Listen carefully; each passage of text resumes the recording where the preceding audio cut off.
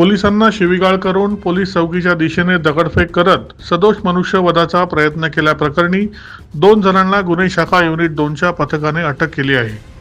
शमशुद्दीन नसरुल्ला शहा वय 52 आणि संतोष सरोज वय 34 असे ताब्यात घेण्यात आलेल्या दोन्ही आरोपींची नावे आहेत.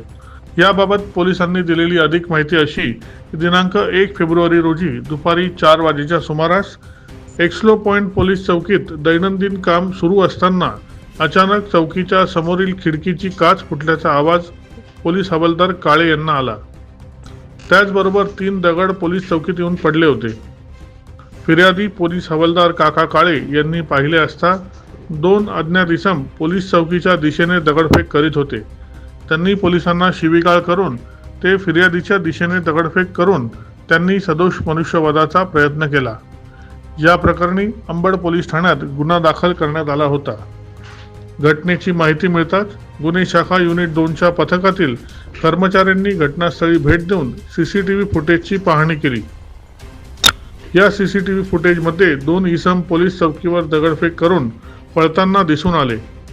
हाच धागा पकडून या पथकाने जवळजवळ 8 ते 10 किलोमीटर सीसीटीव्ही फुटेजची पाहणी केली आणि आरोपींची नावे निष्पन्न केली. या गुन्ह्यातील आरोपी शमशुद्दीन शहा व संतोष सरोज हे पाथर्डी फाटा अंबडगाव या परिसरात मोपेड गाडीवर फिरत असल्याची गोपनीय माहिती पोलिसांना मिळाली होती.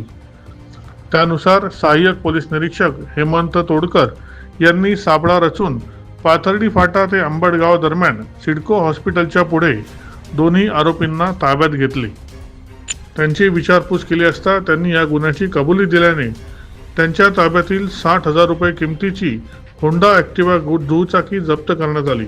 पुढील कारवाईसाठी दोघा आरोपींना चुंचाळे पोलीस ठाण्यात हजर करण्यात आले. हा गुन्हा अवघ्या 12 तासात उघडकीस आणण्यात पोलिसांना यश आले आहे. पोलिसांनी आपल्याकडून दंड वसूल केल्याच्या रागातून या दोघांनी हे कृत्य केल्याचे पोलीस सूत्रांनी सांगितले. दैनिक भ्रमर, नाशिक.